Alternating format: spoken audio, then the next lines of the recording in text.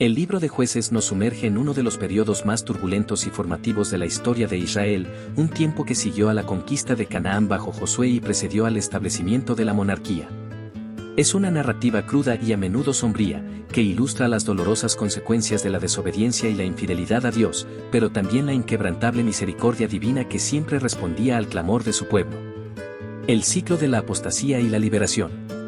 El telón de fondo de Jueces es un patrón cíclico que se repite una y otra vez. Apostasía: Israel olvida a Jehová y se desvía para adorar a los dioses de las naciones cananeas que no habían expulsado, como Baal y Astarte. Opresión: como consecuencia de su idolatría, Dios permite que sus enemigos los opriman, haciéndolos sufrir bajo yugos extranjeros. Clamor: en su angustia, el pueblo de Israel clama a Jehová. Liberación: Dios, en su misericordia, levanta un juez, un líder militar y espiritual que los libra de sus opresores. Paz: mientras el juez vive, la tierra tiene paz. Reincidencia: tras la muerte del juez, Israel vuelve a caer en la idolatría, a menudo de forma peor que antes. Este ciclo es el corazón del libro y muestra la profunda necesidad de un liderazgo piadoso y la importancia de la fidelidad a Dios. Los primeros días de desvío. Después de la muerte de Josué, Israel no completó la tarea de expulsar a todos los habitantes de Canaán. Las tribus comenzaron a establecerse en sus territorios, pero en lugar de erradicar por completo la idolatría y las prácticas paganas, permitieron que persistieran. Poco a poco, comenzaron a convivir con los cananeos y, lo que es peor, a adoptar sus costumbres y a adorar a sus dioses. El ángel de Jehová amonestó a Israel en Bozim, recordando el pacto de Dios con ellos y las consecuencias de su desobediencia, pero a pesar de su llanto inicial, la tendencia a la apostasía continuó. El libro establece la triste realidad: dejó el pueblo a Jehová, el Dios de sus padres, que los había sacado de la tierra de Egipto, y siguió a otros dioses, los dioses de los pueblos que estaban en sus alrededores. Y los adoraron, y provocaron a ira a Jehová. Otoniel, el primer juez. La primera opresión vino de Cusán-Risataim, rey de Mesopotamia, quien subyugó a Israel durante 8 años. Cuando los hijos de Israel clamaron a Jehová, él levantó a Otoniel, hijo de Cenaz, hermano menor de Caleb. El espíritu de Jehová vino sobre Otoniel, quien fue a la guerra y derrotó a Cusán-Risataim, trayendo 40 años de paz a la tierra. Otoniel representa el ideal del juez, un libertador que obra con el poder de Dios y restaura la fidelidad del pueblo. Ahod, el zurdo benjamita. Después de la muerte de Otoniel, Israel volvió a hacer lo malo ante los ojos de Jehová, y esta vez fueron entregados en manos de Eglón, rey de Moab, quien, aliado con los amonitas y amalecitas, los oprimió durante 18 años. Una vez más, Israel clamó, y Dios levantó a Ahod, un hombre zurdo de la tribu de Benjamín. Con ingenio y valentía, Ahod ideó un plan. Fabricó un puñal de doble filo y lo escondió en su muslo derecho.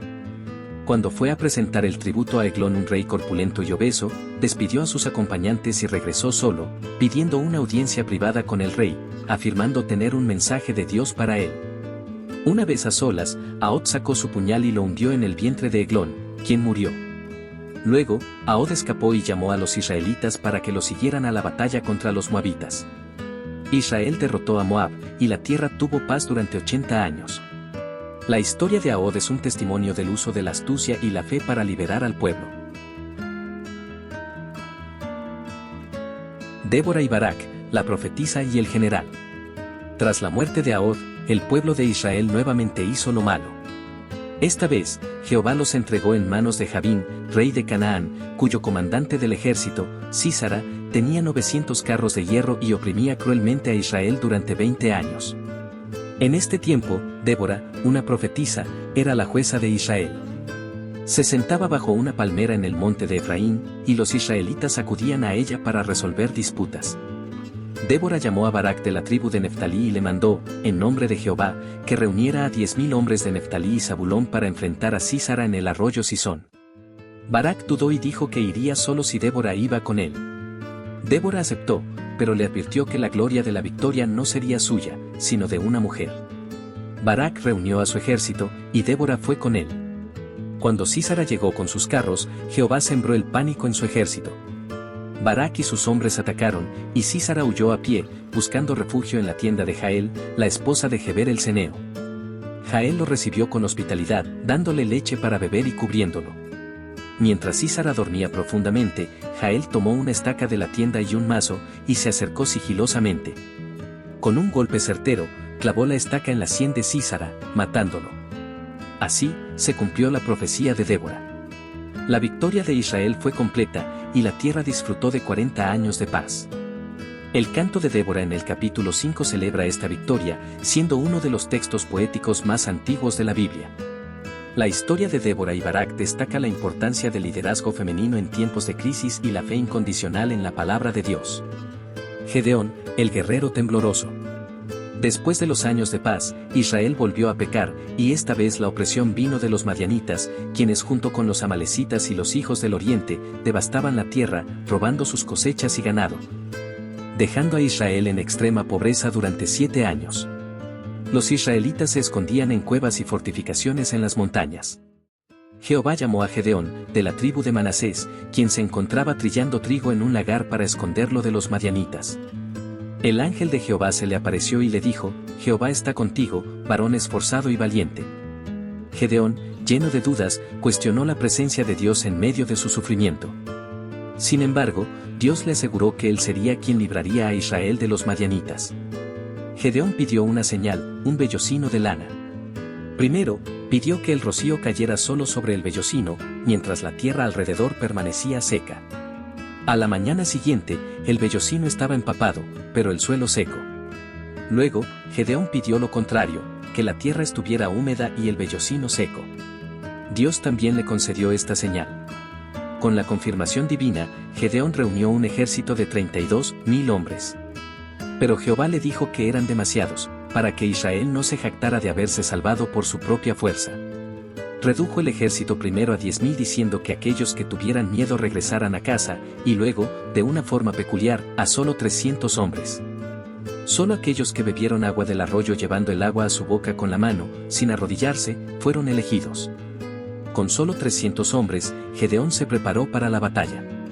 Jehová le dio otra señal. Gedeón escuchó a un soldado madianita relatar un sueño a su compañero, interpretándolo como la victoria de Gedeón. Animado, Gedeón dividió a sus 300 hombres en 3 compañías, dándoles a cada uno una trompeta, un cántaro vacío y una antorcha dentro del cántaro. En medio de la noche, rodearon el campamento madianita. A la señal de Gedeón, todos tocaron sus trompetas, rompieron los cántaros, y gritaron: por la espada de Jehová y de Gedeón. El sonido y la luz repentina causaron tal confusión en el campamento madianita que los guerreros, en su pánico, se atacaron unos a otros. Israel persiguió y derrotó a los madianitas, llevando paz a la tierra durante 40 años. Sin embargo, después de su victoria, Gedeón cometió un error al hacer un efod con el oro del botín, que se convirtió en un ídolo y una trampa para Israel. La historia de Gedeón es un poderoso recordatorio de que Dios puede usar a los más humildes y a los pocos para lograr grandes victorias. Abimelec, el usurpador. Después de la muerte de Gedeón, su hijo Abimelec, un hombre ambicioso y cruel, se propuso reinar sobre Israel. Fue a Siquem, la ciudad de su madre, y convenció a sus parientes de que lo nombraran rey. Para asegurar su posición, asesinó a 70 de sus hermanos, todos los hijos de Gedeón, excepto Jotam, el más joven, que logró escapar. Jotam, desde el monte Gerizim, pronunció una fábula a los hombres de Siquem, la fábula de los árboles, donde los árboles buscan un rey, pero los árboles nobles se niegan y solo el espino acepta. Esta fábula advertía a Siquem sobre el peligro de elegir a Abimelec, un espino que solo traería fuego y destrucción. El reinado de Abimelec fue tiránico. Finalmente, Dios envió un espíritu de discordia entre Abimelec y los hombres de Siquem, y estos se rebelaron. Abimelec atacó la ciudad, la destruyó y sembró sal sobre ella. Luego asedió la fortaleza de Tebes. Durante el asedio, una mujer desde la torre le arrojó una piedra de molino en la cabeza, hiriéndolo mortalmente. Para evitar la vergüenza de morir a manos de una mujer, Abimelec le pidió a su escudero que lo matara con su espada. Así murió Abimelec, recibiendo el justo castigo por su maldad. La historia de Abimelec es un sombrío interludio que resalta los peligros de un liderazgo sin Dios y la corrupción del poder. Jefté, el guerrero y su voto. En su desesperación, Israel clamó a Jehová, quien los reprendió por su infidelidad, pero finalmente tuvo misericordia. En Galaad, Los israelitas llamaron a Jefté, un valiente guerrero que había sido expulsado de su casa por ser hijo de una prostituta. Jefté había vivido como un bandido, pero era un líder militar capaz. Jefté aceptó liderar a Israel contra los amonitas, pero hizo un voto imprudente a Jehová: si le daba la victoria, ofrecería en holocausto lo primero que saliera de la puerta de su casa a su regreso. Jehová le concedió la victoria sobre los amonitas. Al regresar a casa, la primera persona que salió a recibirlo con panderos y danzas fue su única hija. Jefté rasgó sus vestiduras en señal de dolor, pero se sintió obligado por su voto. Su hija, con una admirable resignación, le pidió 2 meses para llorar su virginidad con sus amigas antes de que se cumpliera el voto. Al final de los 2 meses, Jefté cumplió su voto. La historia de Jefté es trágica y compleja, y plantea preguntas difíciles sobre la naturaleza de los votos y la fidelidad, incluso en la oscuridad de la incomprensión humana. Después de Jefté, se mencionan a Isán, Elón y Abdón como jueces, cada uno gobernando por un corto tiempo, y la tierra tuvo relativa paz. Sansón, el nazareo con fuerza sobrenatural. La opresión de los filisteos fue una de las más persistentes y difíciles para Israel. Dios levantó a Sansón, cuya historia es una de las más conocidas del libro. Su nacimiento fue anunciado por un ángel a sus padres, Manoa y su esposa, quienes eran estériles. El ángel les dijo que tendrían un hijo que sería nazareo desde su nacimiento, dedicado a Dios, y no debería cortarse el cabello ni beber vino o sidra. Este hijo comenzaría a librar a Israel de los filisteos. Sansón creció, y el espíritu de Jehová comenzó a manifestarse en él con una fuerza sobrenatural. Sin embargo, a pesar de su llamado divino, la vida de Sansón estuvo marcada por sus propias pasiones y debilidades. Matrimonio con una filistea. Sansón se enamoró de una mujer filistea en Timnat-i, a pesar de las objeciones de sus padres que no sabían que era voluntad de Jehová para buscar ocasión contra los filisteos, se casó con ella. En el camino, mató a un león con sus propias manos. Luego, de la carcasa del león, salieron abejas e hizo miel. En la boda, propuso un acertijo a los filisteos, pero su esposa fue persuadida para revelar la respuesta. Sansón, enfurecido, mató a 30 filisteos para pagar la apuesta. Cuando su esposa fue entregada a otro, Sansón quemó las cosechas de los filisteos. Venganza contra los filisteos buscaron venganza y quemaron a su esposa y a su padre. Sansón los atacó con gran furia, matando a muchos. Luego se refugió en la peña de Etam.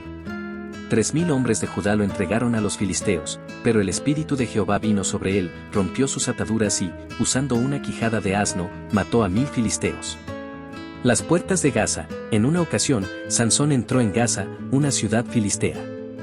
Los habitantes planearon emboscarlo.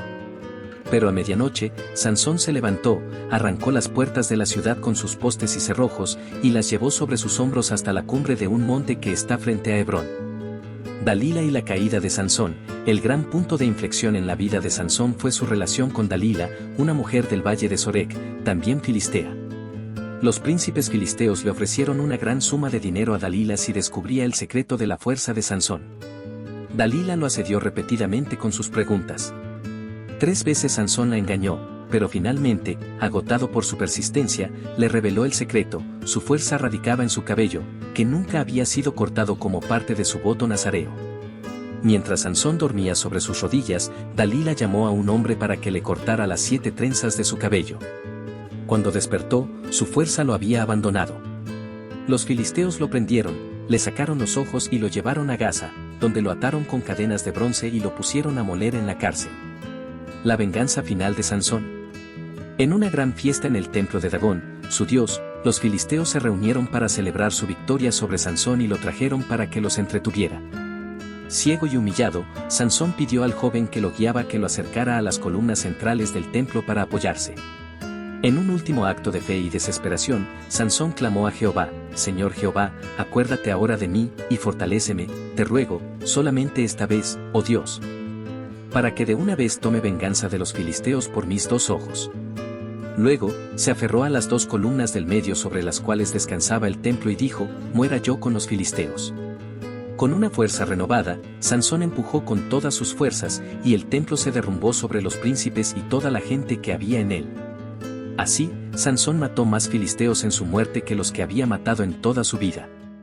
La historia de Sansón es un recordatorio de cómo incluso los siervos de Dios con dones extraordinarios pueden ser vulnerables a sus propias pasiones. Pero también de la misericordia de Dios que puede usar incluso los errores humanos para cumplir sus propósitos. La decadencia moral, anarquía y guerra civil. Los últimos capítulos del libro de Jueces son un epílogo sombrío, que ilustra la profunda decadencia moral y espiritual de Israel en ausencia de un liderazgo central y una fidelidad a Dios. La frase recurrente en aquellos días "no había rey en Israel", cada uno hacía lo que bien le parecía encapsula la anarquía y la depravación de la época. Micaía y los levitas. La primera historia narra cómo un hombre llamado Micaía, de la región montañosa de Efraín, construyó un santuario privado con un efod y terafines ídolos domésticos. Contrató a un levita como su sacerdote personal. Más tarde, la tribu de Dan, buscando un nuevo territorio, envió espías que pasaron por la casa de Micaía. Al enterarse del levita, lo persuadieron para que se uniera a ellos y le sirviera como sacerdote, robando los ídolos de Micaía y estableciendo su propio centro de adoración idólatra en la ciudad que llamaron Dan. Esta historia muestra la arbitrariedad en la adoración y la falta de respeto por las leyes divinas. El crimen de Gibea y la guerra civil. La última y más impactante historia del libro es la de Levita y su concubina. Un levita de la región montañosa de Efraín tenía una concubina. Ella lo abandonó y regresó a la casa de su padre en Belén de Judá. El levita fue a buscarla y, después de reconciliarse, emprendieron el camino de regreso. Al anochecer, llegaron a Gibea, una ciudad de la tribu de Benjamín. No encontraron hospitalidad, excepto por parte de un anciano que también era forastero. Durante la noche, hombres perversos de la ciudad rodearon la casa, exigiendo que se les entregara al levita para abusar de él. El anciano, en un intento por proteger a su huésped, les ofreció a su propia hija virgen y a la concubina del levita. Los hombres tomaron a la concubina y abusaron de ella toda la noche hasta que murió al amanecer. A la mañana siguiente, el levita encontró a su concubina muerta en la puerta. Tomó su cuerpo, lo llevó a casa y, en un acto horrendo para denunciar la atrocidad, lo cortó en 12 pedazos y envió un pedazo a cada una de las 12 tribus de Israel. Este acto provocó la indignación de todo Israel. Las tribus se reunieron en Mizpa, demandando justicia contra Gibea. La tribu de Benjamín se negó a entregar a los culpables, defendiendo a sus hombres, lo que llevó a una guerra civil. Israel se levantó contra Benjamín, sufriendo grandes pérdidas en las 2 primeras batallas. Sin embargo, en la tercera, con la ayuda de Jehová, Israel derrotó a Benjamín, casi aniquilando a toda la tribu. Solo 600 hombres de Benjamín lograron escapar. La guerra civil dejó a Israel con un problema, la casi extinción de una de sus tribus y la promesa de no dar sus hijas en matrimonio a los benjamitas. Para evitar la desaparición de Benjamín, idearon un plan. Atacaron Jabes de Galaad, que no había enviado hombres a la guerra, y mataron a todos sus habitantes, excepto a 400 jóvenes vírgenes, a quienes entregaron a los benjamitas. Pero aún faltaban hombres para casarse. Finalmente, les aconsejaron que fueran a la fiesta anual de Jehová en Silo y raptaran a las jóvenes que salieran a danzar. Así, la tribu de Benjamín fue restaurada. La necesidad de un rey. El libro de Jueces termina con la frase que lo define: en aquellos días no había rey en Israel, cada uno hacía lo que bien le parecía. Esta conclusión no solo subraya la anarquía y la corrupción moral que prevalecían, sino que también apunta hacia la necesidad de un liderazgo justo y piadoso, prefigurando la venida de un rey que pudiera guiar al pueblo en los caminos de Jehová. El libro de Jueces es un testimonio sombrío pero esencial de la naturaleza humana caída, la fidelidad inmutable de Dios a su pacto, y la constante necesidad de un Salvador.